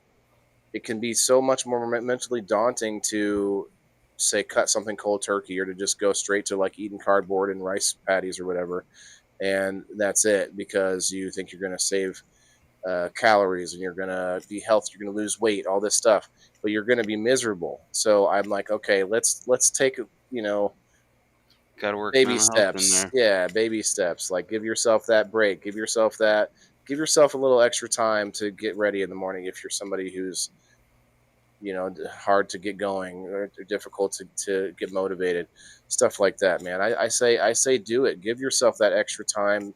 Maybe take that extra nap if you feel like it, but don't try and make a habit of it. And that's the problem. I've been getting away from taking naps during the day, which is actually making me feel better, which is good. All right, let's get out of here. Chris, Kim, thank you both. We'll All see right, you guys. I'll be over at Locals. I got to do a thing or Cool. two, but I'll be on. Yep, I'll be in my hanging bed. out. That's okay. I got to get up at 5 o'clock in the morning, so I only have a few more days left, so you guys are going to be seeing me playing some reruns on Rumble. I think I'm going to do like a stream, like a 2 or 3 day stream where I'm just literally playing reruns nonstop for the end of the month, so I can try and make my quota. You should make like a really long one that people could, like, if they're cleaning or something like that, and they could put it on. That's what that would be, man. It would be like a 20-hour video when it's done. I did a bunch of those a while back. Just kind of Because I found some on Locals, but the longest one I found on Rumble, like when I was doing gardening and stuff, was like 4 hours. Oh, you'd have to go back a few months, which would take you forever. Yeah. It'd take you a while, but yeah, no, I'll do a new one. And basically, what I do is I take the week's 5 live streams, 5 shows. I'm doing more live streams now, but take the 5 shows of the week podcast and put them in a loop. And then every time I do a new show, I take off that old one, I put in the new one, and then just keep it a loop of 5 of the current 5 shows. Oh, sorry, bud. Got him a new toy. He's kind of scared of it, though. Listen to this. It's a different kind of squeak. He's kind of freaked out by it. Anyway. All right. Thank you guys, everybody. Appreciate it. Love y'all. It's been great. It's a good show. See you guys later. We'll see you in a bit. good night. Night. Remember, everybody has to eat, and we need mental health to do that. If we were all just in a decline and not caring about ourselves, then we wouldn't be able to feed the world. That's what People in the Boxes is all about, guys. We'll see you tomorrow or throughout the weekend doing different things. I'll be happy Memorial Day weekend. So hopefully everybody does something to uplift your spirits. Have some good people, good food, and we'll see you later. Have a good night, guys. Peace. All right. Yeah, this is for my green thumbs in the game. Wailing the indoor farmer, check my name. Sustainability, we about to reclaim. This is how we do it, keep it in the frame. I'm Wailing the farmer, the indoor king. Living off the grid, what the city can't bring. Got my hydro setup, my LED lights. Growing all my greens, all through the night. Self-sustain, that's the mission.